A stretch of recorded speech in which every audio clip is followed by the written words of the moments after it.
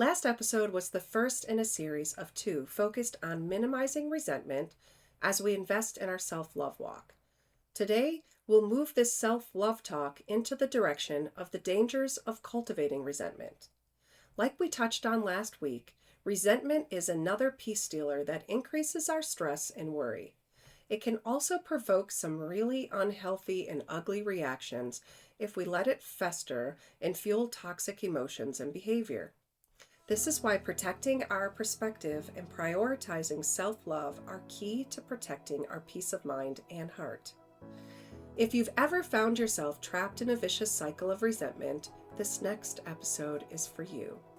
I'm so grateful for this safe space to share my own struggles and triumphs. I hope these two resentment segments help you preserve your peace and self-love.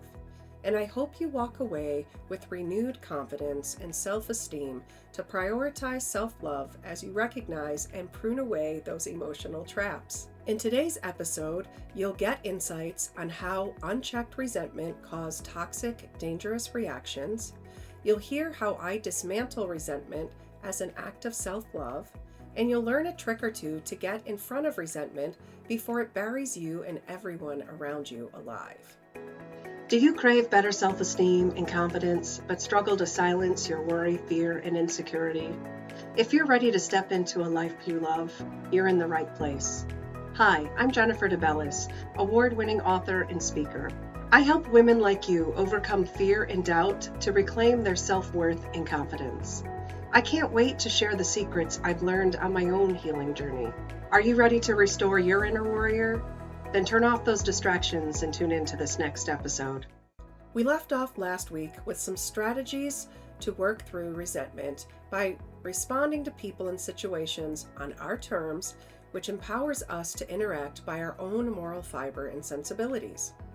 It really is empowering when we make peace with certain things and stop allowing them to, 1, trap us in a people-pleasing cycle or provoke us to prove a point or our worth.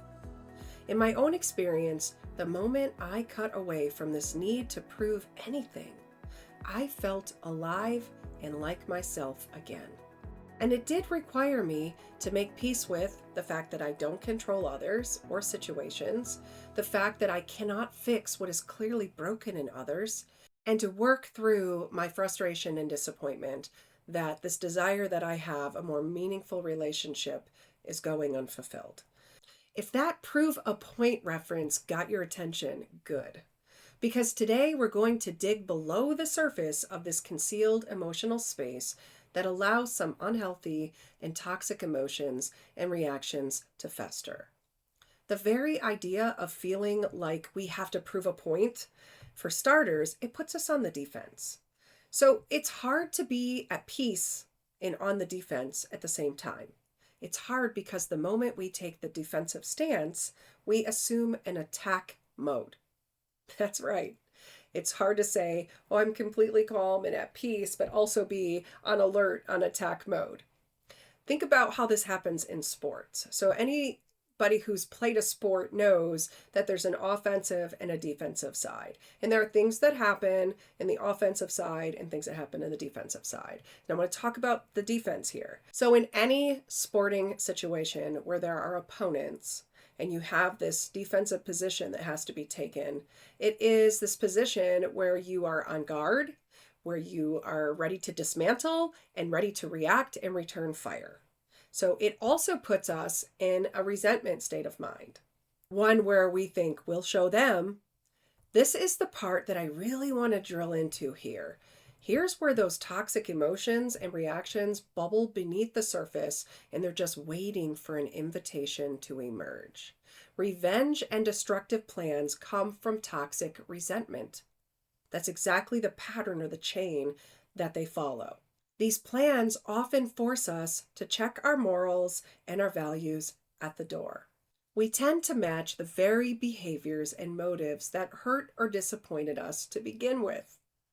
So we become the agitator or the aggressor when we already know that feels awful to be on the receiving end of that. And we already maybe have said, I resent being at the end of this, because it's abusive, because it's hurtful, because it's disheartening, because it's fill in the blank with whatever emotion that you're feeling. So, last episode, I told you about a recent experience that I had with holding and breaking my silence when I was ready to do so on my terms. What I didn't get into were the chronic patterns of dysfunctional interactions that I have with these loved ones. So, over the course of this past week, I've really meditated on the power of open communication and on seeking to understand one another. Like I mentioned last episode, I spend a lot of my professional and creative time actually trying to do this thing, where as a professional and as a teacher, I'm constantly trying to help myself and help other individuals find the deeper meaning of things, to better connect and better understand and make more informed decisions about things. So when I find myself in, confrontations or situations with individuals that this isn't at play, it really steals my peace very quickly. And it kind of makes me feel like, wait a minute, I don't want to be in this space. I don't like these spaces. I don't want to be in this space. So something over the week as I meditated on these things that exposed itself was this deeply rooted pattern to remain in a constant state of misunderstanding. And that baffled me. Again, because I was like, why would anybody not want to seek to understand, not want to invest? I don't think, I know it's exhausting sometimes. It's emotionally exhausting sometimes to let somebody work through their emotions and tell you how they really feel. But aside from always wanting to be right or thinking you're always right, there's more positive than negative to seeking to understand things, to putting in that time and that energy. And especially if we say we care about the individuals that are involved. So, in my instance of getting trapped in this constant pattern, what is happening is there is this like harsh judgment that's passed without knowing or caring to ever learn what the facts are. And as disturbing as this was for me to process, again, what surfaced during these meditations was actually a call to action for me. Not at all what I was expecting to happen while I was taking this to spiritual meditation and prayer. So the reminder and the outcome here was to stop working so hard to be accepted and valued at a table that I already knew I belonged. So one question jumped out at me during these meditations. It actually screamed at me at one point. It said, "What are you trying to prove? Stop trying to show them who you are." And this took me back to some times in my earlier trauma recovery, where I talk about this in one of the first 5 episodes of the series, where I talk about how a close friend made this very simple in terms for me. She said, the people who care to know and understand you will. And the people who don't care to know you or don't care to understand you, they just won't. No matter what you do to try to show them, forget about what you try to say. No matter what you're doing in front of their face to try to show them who you are and how you value them, they just won't see it. It's like they have scales on their eyes. You can do all the right things, say all the right things, be all the right things, and they're just not going to see it. The scales are there. They're looking through a very particular dirty lens, and that's just how they see you. And so this kind of came into play, or this, I kind of recalled this during my meditations and was like, yeah, right. If they cared to really see who I am, they'd already know this, because I've already been modeling this and trying to cultivate these particular types of interactions for a really, really long time. So I had to ask myself, how much time and energy have we all wasted trying to prove ourselves and our love to people who aren't even paying attention? So I don't even want to be like, everybody's malicious. If people don't see you, if people don't want to accept you, they're just malicious in intent. Sometimes people just aren't paying attention. You know, like how you tell people something and they're looking right at your face and you're like, okay, I know we talked about this in great length. And then later down the road, something comes up and you're like, come on, I explained this all to you. And then it becomes very clear to you, they're not really a forgetful person. They probably just weren't paying attention. So when you started to do what they call womp, womp, womp, they started to tune you out. And they weren't paying attention. So of course, now in this moment in the future, they're like, nope, right? They have no recollection because they weren't paying attention. So this got me thinking even more about this I'll show you reaction in 2 ways.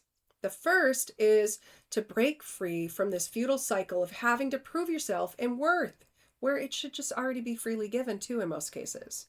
So take the time, of course, to work and heal through your negative emotions and that trauma. Again, I talk about that a lot in Warrior Sister Cut Yourself Free. I have a couple of chapters dedicated to breaking down my different grief stages that I believe exist in trauma and walking you through how to do it. There's even a 30-day challenge to invest in yourself every day to kind of deal with these different areas and to rebuild your self-esteem and your confidence as you work through these things.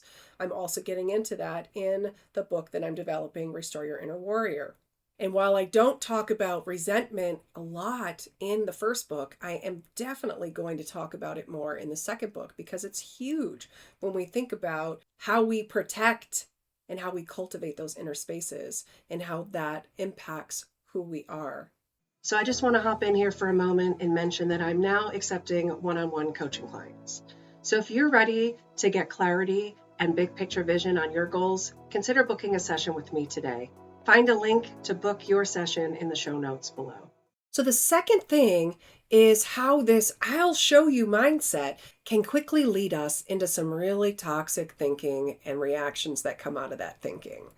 It's this calm air right before the destructive storm blows through. So think about that feeling of standing on the porch maybe right before a storm's about to breeze through and you just feel like it's super, super calm. But you know, because not only is the horizon telling you there's a storm brewing and it's coming your way, you know, because you've stood on the other side of enough storms to know what's about to happen in a few seconds. So I'm not talking about that calm exterior that helps us establish inward restraint of our emotions so that our reactions aren't impulsive or misguided. That's a super important thing that I don't want to get into aside from just mentioning it here, because what I want to talk about is that forest fire that we start when we operate in an I'll show you mindset.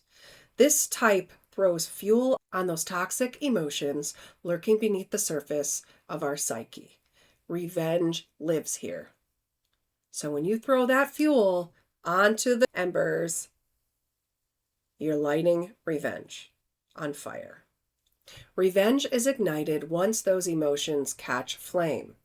So even before that, revenge is already sitting there kicking up its own flames there, just waiting to be carried up into the wind or carried into the larger landscape, or in the case here, into the situation. And this morphs into a forest fire the moment it takes its first breath of oxygen. This is where I'll show you easily slips into you'll pay for what you've done to me. So you see how this is the chain of events that is very predictable, that could and often happens when we start to allow that resentment to lead into that you'll pay, I'll show you kind of emotional space. Resentment that triggers revenge is often rooted to old grudges and thwarted expectations. And I know that a lot of people talk about we shouldn't have expectations and all that blah, blah, blah. Of course we have expectations. Of course we have desires. Now we can't be so harsh and rigid about, well, I have expectations and if you don't meet those expectations, ... here's my wrath. But we do have them. We have to have them. We have to have motives and desires for particular outcomes, because what the heck would the point be of trying to nurture relationships and trying to get out of bed every day if we didn't have some type of expectations about good outcomes in our life? Like, I don't know, that just gets me fired up because I see a lot of that advice to not have expectations or not place expectations on anything. And I think like we should be talking about the pros and the cons and the different facets of expectations and how those all play out. And maybe I'll do that in other episodes in the future. But the thing to focus on here is that resentment is complicated when, just like I shared, you're stuck in a holding pattern with someone who refuses to resolve conflicts or respect your boundaries. And you can't or don't want to entirely cut them out of your life. So there will be instances when you just can't or you don't want to entirely cut someone out of your life, like we've talked about in previous episodes. So you just reduce how many interactions you have with them. So you limit your interactions, you reduce how many times you will subject yourself to those interactions. And maybe that's the only way that you can kind of keep the peace and keep things going. And of course, you have maybe this hope and this desire that things will eventually change for whatever reason in the future, because deep down inside, you really have always hoped for a more meaningful, deep connection with this individual. So in my case, I do remain hopeful for the time being that there will come a day when we resolve some of these differences and I'll be heard and maybe understood and accepted for who I am. When we think about this type of resentment, it can also slip into bitterness. And resentment is the bitterness that we drink, hoping that the other person will get sick. So I've talked about this also in other episodes that, in addition to just drinking this poison expecting to get the other person sick, I would like to add on to this by saying bitterness is a toxic potion that we mix for ourselves to drink. So it's a Kool-Aid that we make for ourselves to drink. We make it. We make the Kool-Aid. We add our negative feelings into the pot and then we gulp it down with such force. And in doing that, we not only make ourselves sick, but we double the amount of emotional pain and drain. Going back to the forest fire, it's like adding more gasoline to the fire when it's already ablaze. What gets burned up from here is our self-esteem. So just take a moment to really think about that cause and effect and the long-term consequences. Eventually, what gets consumed in that forest fire is your self-esteem and your confidence and everything attached to those. If we thought dealing with those overwhelming emotions at once was hard too, then imagine how impossible everything feels when everything is doubly intense. And one of the things that we don't really talk about when we talk about bitterness is how we become a version of ourselves that no one can tolerate being around eventually. So we're like this sick, right? Always bitter, always in a bad mood kind of a person, always grumbling, always griping. And then you become a person who's trapped in a state of resentment, who no one can be around. And eventually, maybe you can't even stand being around yourself either. Seeking revenge also brings this into a whole other sporting arena. There's a difference between getting even and seeking justice. And I kind of want to differentiate that for a moment so that we don't try to say that these terms are interchangeable. So justice aims to somehow put things right again or as close to their original form as possible. Evening the score to achieve revenge requires some down and dirty moves. This usually leads us to compromise our morals and values. So it has us acting in ways that we despise in others. It keeps us dwelling in a negative emotional space, which kills our self-esteem and hope for a better future. This is why we must decide how much precious real estate and mental energy we will allow resentment and revenge to take up in our emotional and physical world. So let's think about for a second, who are we at our core? Who do we aspire to be? I'm going to use this analogy because it's a really powerful one. So if we think about who we are at our core and who we aspire to be, these are like branches on the same deeply rooted plant known as our identity. So we have who we want to be, who we are at our core, and these are branches on a larger vine or a larger plant. And like the wine dresser who wants a good and bountiful harvest, we must prune and cut away dead and diseased growth before it kills the whole plant. And when we're talking about our own livelihood here, that would be until it destroys us. Dead branches choke new growth for starters, and also disease will infect and eventually kill everything it touches. What's true in the plant, what's true in the bitterness that we drink, in the resentment that we harbor, in the emotions we never deal with, all of these things. If we do not prune it away or give it a medicine or do something in order to help it heal and grow new growth, it will eventually destroy the whole entire thing. So healthy, thriving plants and lives require intentional care and love. And this is the kind of self-love that relies on this pruning process. We're supposed to cut away everything that doesn't feed our emotions, reactions, and behaviors like our life depends on it, because it does. My challenge to you this week is to meditate on this pruning concept. When you really give yourself time to meditate and process your emotions, what do you notice has been damaged by resentment or neglected by the distractions of revengeful thinking? So sometimes our negative emotions become distractions that derail us from everything else we're supposed to be doing and thinking about and working through. So what doesn't outright destroy us can sometimes slowly destroy us, one distraction, one derailment at a time. So just take one step out of line, one step out of line slowly. You don't even realize you're not even walking on the same path anymore. So that's the danger of distracted thinking. And negative emotions that we don't deal with, or new emotions that we allow to come in because we're not dealing with the emotions in a healthy way, those are the things that slowly lead us astray. So the other thing I want you to think about is, what fruit do you hope to yield in your life and relationships? You have to really think about these things. Just like you have to have goals and motives, you have to have those in these instances also. What kind of fruit do you hope to harvest? So you're in a sowing season in your life when you're cultivating relationships and you're hoping to reap what harvest. You have to allow yourself to really think about what you want, because that's going to set you up to then show you what you need to do in order to achieve those things.